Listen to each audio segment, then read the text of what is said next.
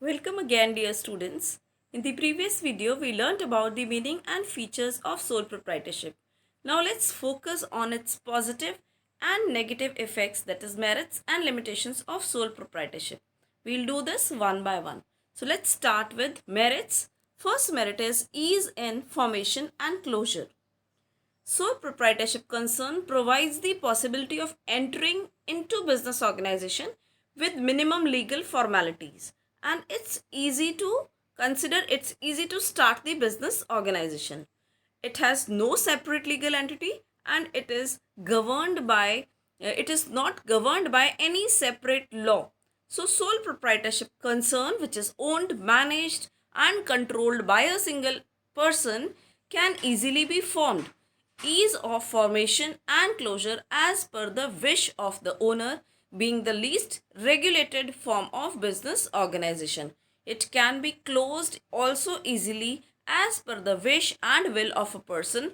Whenever a person wants, he could enter sole proprietorship concern and he could close it, because this is not governed by any separate law. So this is one of the merits, that it is easy to come into existence as well as to close. Second merit is quick decision making.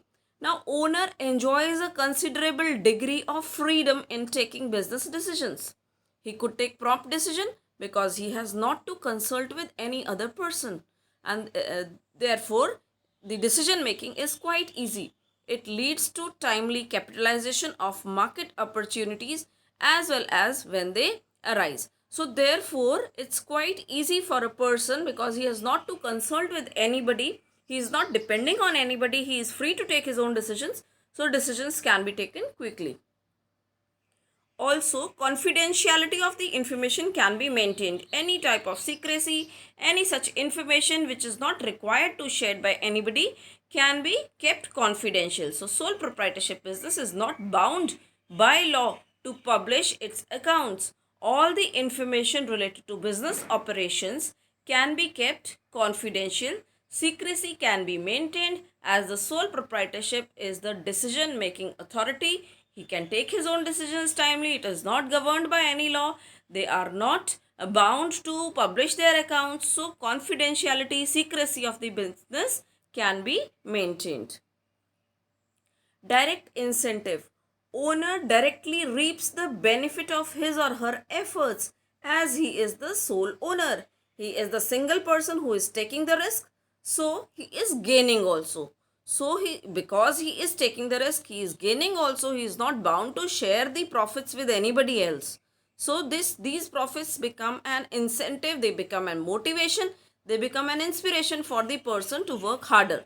Profit are not required to be shared, thereby providing maximum incentive to the sole trader to work hard.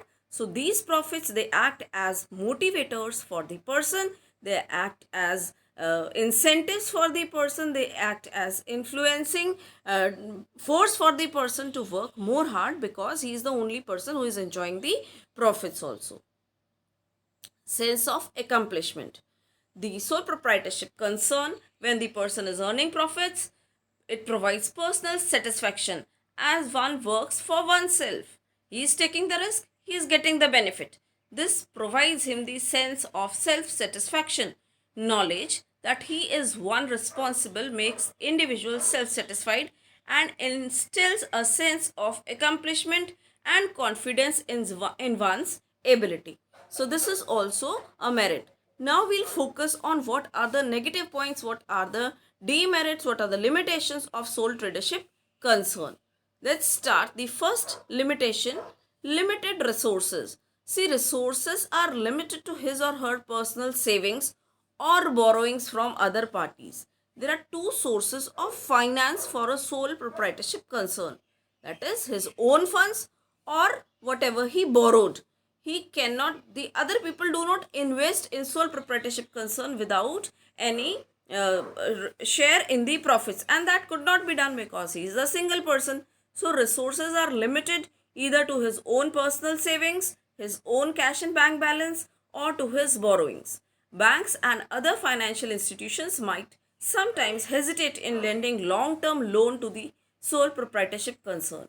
Size of business rarely grows much, and generally remain small due to lack of resources. Exceptional cases are always there, but generally lack of resources lead to small scale concern, and this rarely grows much, it rarely expands much. Second demerit, second limitation is sole tradership concern has a limited life.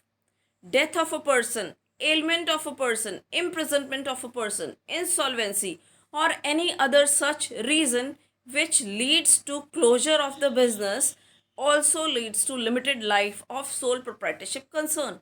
Death, insolvency, illness of a proprietor affects the business and may even lead to closure of the business.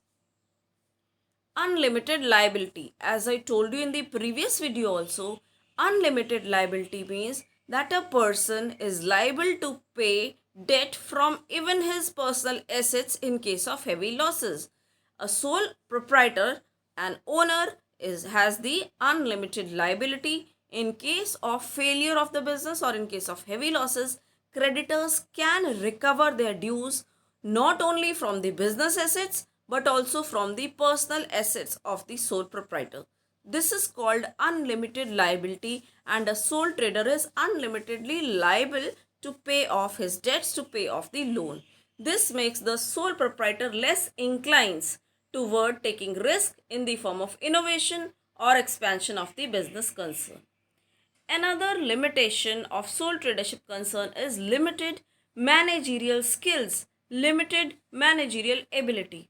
Proprietor has to assume responsibility of varied managerial tasks. He has to manage on his own.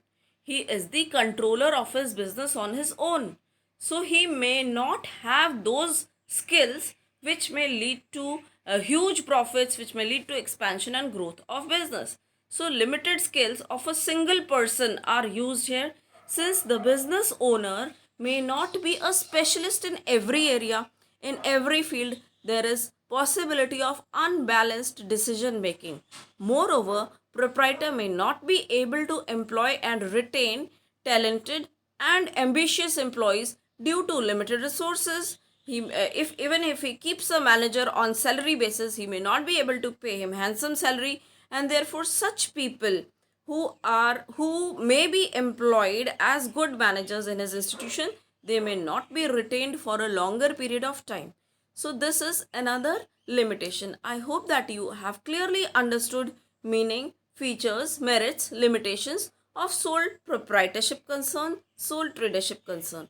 In the next videos, we'll learn the other types of business organizations. Thank you all.